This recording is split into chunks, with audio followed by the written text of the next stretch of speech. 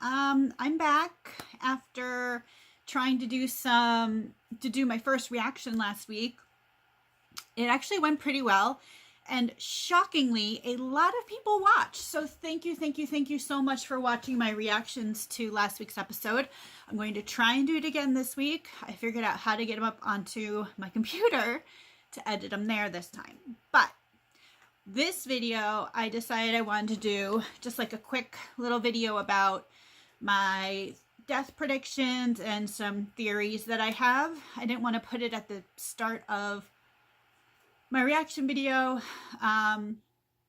because I wasn't sure how long it was going to take, and I didn't want to bore people who just want to watch a reaction video. So if I keep looking that way, it's because I have notes for myself on my computer because my brain not so good as I get older. Anyway, first thing I want to do, death predictions. Oh God. I'm hoping that we're not going to lose as many people as we think we are. I'm hoping we'll be less, but it's a battle. It's the biggest battle in the season finale. The season finale, not the final episode, but the final season. People gotta go. I've got 3 different categories. People who I think will 100% will die.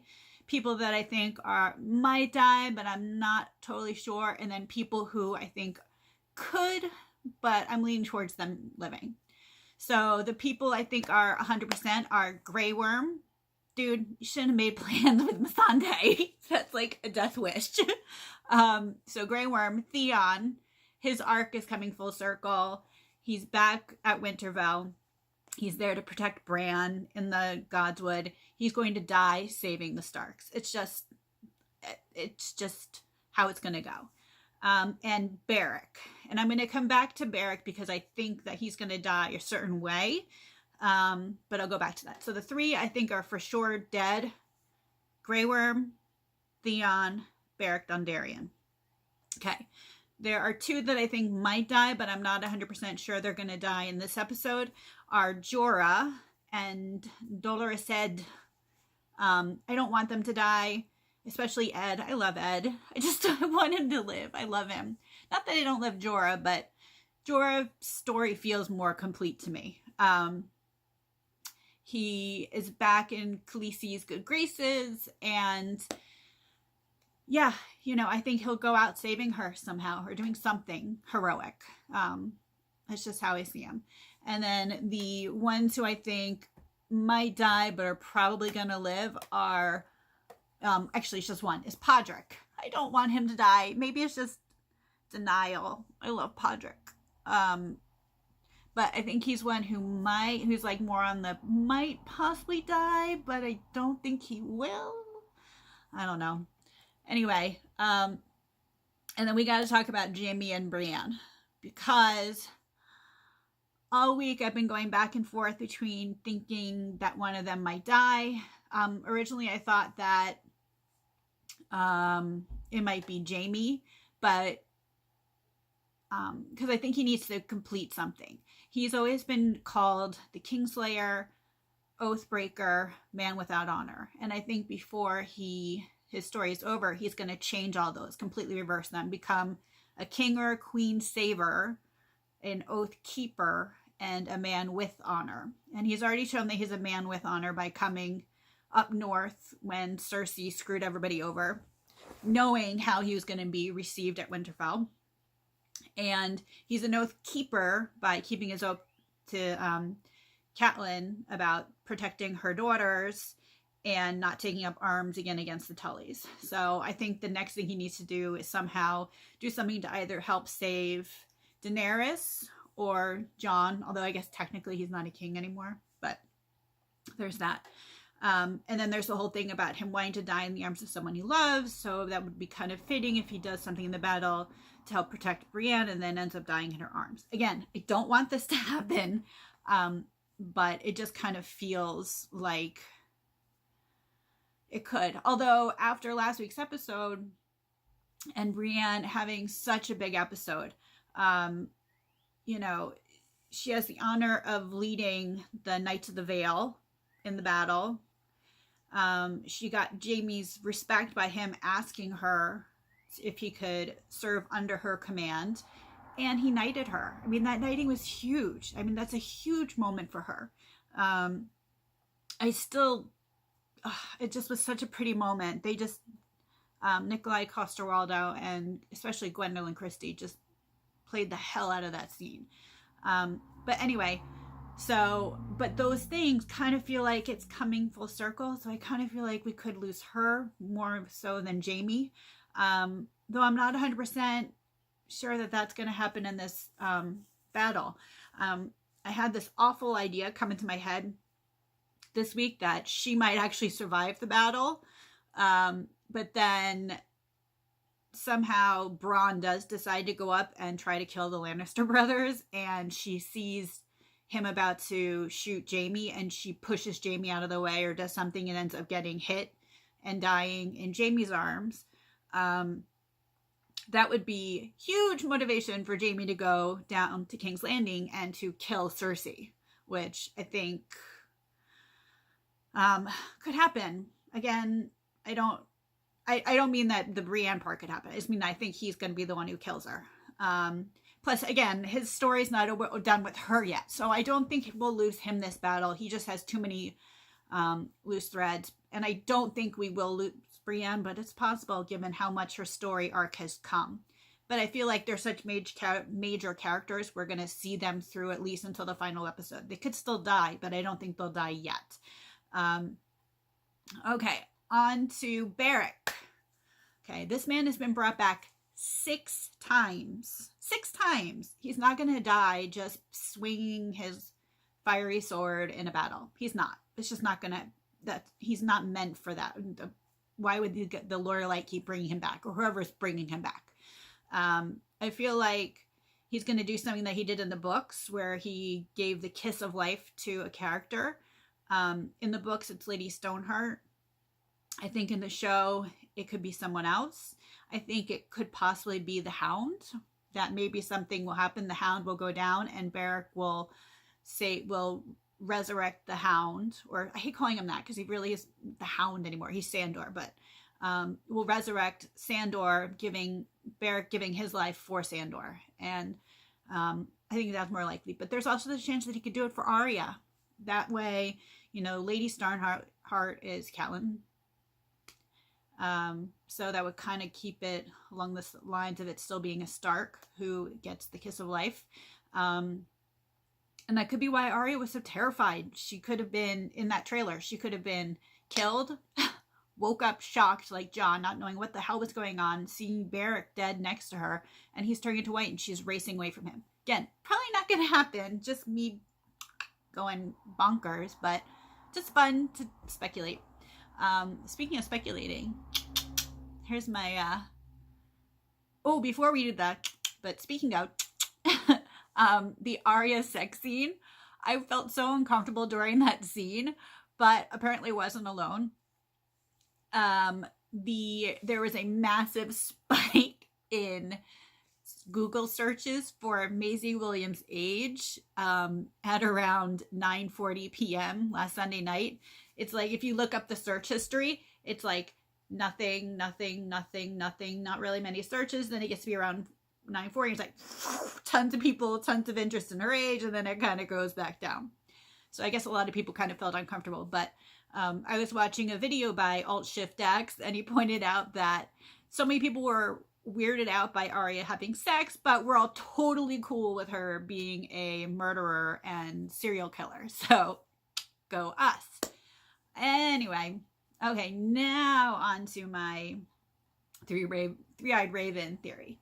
I'm going to be super pissed if it is just that he's just a big bad who wants eternal night and to get rid of the memory of men. That just does not work, in my opinion. It's not how George R.R. Martin writes.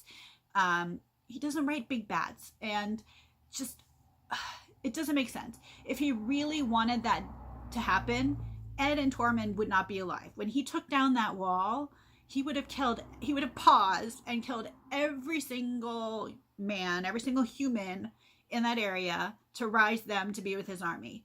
When they were being attacked, when the Night's Watch was being attacked at the Fists of the First Men, same thing. even if the Night's Watch killed all the whites, he could have sent more to keep killing them and not let any of them survive. Craster would have just taken out his daughters. And there wouldn't have been any wildlings north of the wall. No one would have gotten out of Hardhome. I mean, he still could have gone after them.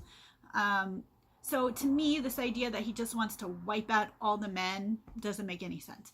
The other thing too is he's been leaving signs of things. I think giving signs of where he wants to go, but I think he does want to get to Bran, but I don't think he wants to get to Bran to kill him because Bran's the living memory of all that's happened. I think he wants to get to him because he wants his help. You know, if he really wanted to kill Bran wouldn't have gotten past the wall. He just wouldn't have. He was marked. The Night King knew exactly where he was. And yeah, the whites did chase him down, but Benjen was able to take care of those whites like that. All right. If the Night King really wanted him dead, Bran would have been dead. Have you seen how big his army was even before he went south of the wall? Bran would be dead if he wanted him dead. So there's that. Now here's my tinfoil theory. I don't have a hat, but I kind of wish I did. I think maybe, I'm just going to kind of read it, that the Night King used to be a three-eyed raven when the children changed him, and that maybe part of their pact to help, that might have been part of the pact to help end the first long night, that as the next three-eyed raven came into being, that he would get to sort of pass the torch and either be turned back into a human or just be put out of his misery and let to die. But I think that either the children reneged on that and then started telling the new three-eyed ravens that that this guy was just evil and they had to battle him and they had to stay away from him and or I also think it's possible that maybe Bloodraven just didn't want to change. This is the most recent one, didn't want to change. But if you think about it, the children of the first men worked together to stop the White Walkers and the Long Night. And we know that most of the North is made up of descendants of the first men. So maybe that's what the North was supposed to remember when they say the North remembers, that they were supposed to remember this guy's initial sacrifice to help stop everything and go back north of the wall. Because the children, I don't think, really understood what they were creating. So maybe they broke their pact and really pissed off the Night King because they were protecting all the three-eyed ravens. Remember that they protected that cave so the Night King couldn't physically get to the three-eyed raven. He couldn't get to him. Sorry, I'm reading my notes. I don't want to forget anything. I'm so lame. I'm so lame. Anyway, yeah, sorry. I'm laughing at myself because I'm so lame. I cannot believe I'm actually doing this. I've just had these thoughts in my mind for so long that I feel like I'm going to just go crazy if I don't actually get them out. And I want to try and do so decently, I guess, which I'm failing at. I'm just failing at it. So go ahead and press, do that dislike button if you're still watching. Just turn it off and just dislike and go find a better video. Go find Alt-Shift-X or Bridge 4 or Gray Area or one of those better channels. Anyway, so going along with all this, so then the Night King's only hope to try and get himself to stop being the Night King would be the next three-eyed raven in line, which is Bran. I think that would explain why he hated the old three-eyed raven so much and he killed him, and why he's trying to get to Bran. It also could explain why the Night King and the White Walkers had started to become more active more recently. Maybe it was after Bran was born. He saw Bran was born. He knew he was going to be the next three-eyed raven. So he started getting everything going to try and get it. So he likely doesn't want to get Bran to remove all the memories. He just wants to end his reign as Night King and he wants to die. Kind of feel like that's what's going on. But anyway, that was my really tinfoily thing. But again, less tinfoily. He's been telling everybody where he's going, I think. I think he wants to go. Well, let me read it. It's easier. I'll try and move this over so I can not keep turning my head. I think he wants to, in addition to getting to Bran, I think that he wants to get all the remaining children of the forest. We don't know that they're all dead. We know the ones who were north of the wall in that cave are all dead, but we don't know that all the children of the forest who might possibly, that there could still be ones in existence. So if there are any children left, the chances are that they're probably in the God's Eye area on the Isle of Faces. And if you remember in that very first trailer that we got, like way back for season 8, we saw Aegon the Conqueror's map table, and we saw ice rushing down and fire rushing up, and they met and built the dragon glass. The area that they collided is a really significant area. It was around the net, the trident. A lot has gone down there in Westerosi history. A lot of battles, including the Battle of the Trident, where Robert took down Rhaegar. It's also the area where Harrenhal is, where they had the tourney of Harrenhal, where Rhaegar gave the winter roses to Lyanna. And it's also where Howland Reed first met the Starks. And Howland Reed is actually someone who has gone out to the Isle of Faces, apparently. So he would be someone good to get back into the story. Plus, he was with Ned at the Tower of Joy. But anyway, so also in that area, again, like I just said, is the God's Eye, the Isle of Faces. And again, that's a really important place for the children. So if you remember back in the first episode ever of the series, Will is off looking and he finds all those dead bodies in the snow. Well, that's a huge sign of what was going on. If you looked at what they were and what they represent, it was heads on spikes in the shape of a sort of like a circle with a little mark at the bottom, basically an Isle of Faces. And we've seen that same type of shape on the wall. This is a drawing in the Cave of Dragonstone. Also, they had pierced a little girl, a child, through the heart into a tree. So to me, that's saying we're going for the children at the Isle of Faces.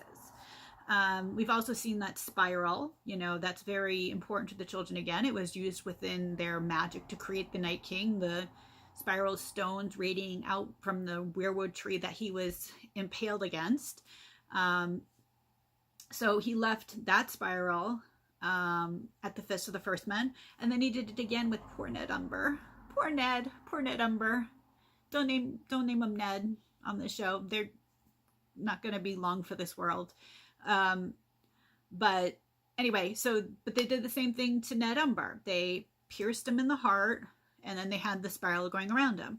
And a lot of people are saying, I've been reading online and watching videos, and a lot of people are saying that they think that Ned was picked because he was a head of his house. I think he was just picked because he was a child. And again, the Night King's trying to tell everybody,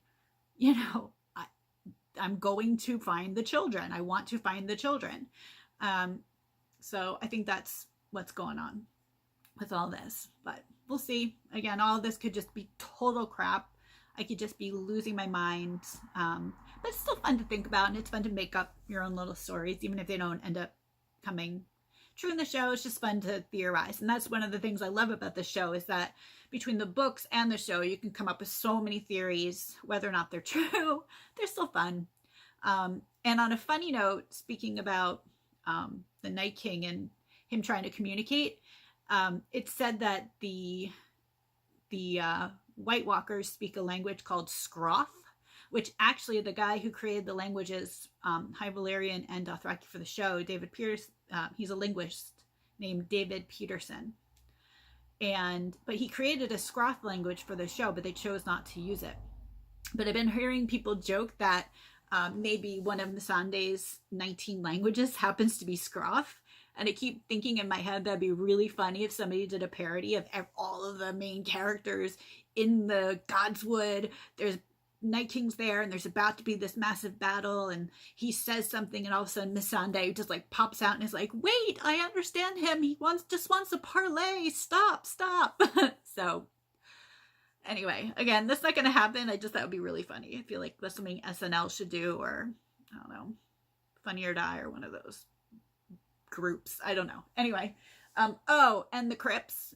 They said, I think at least 5 times last episode, that the crypts are the safest place to be.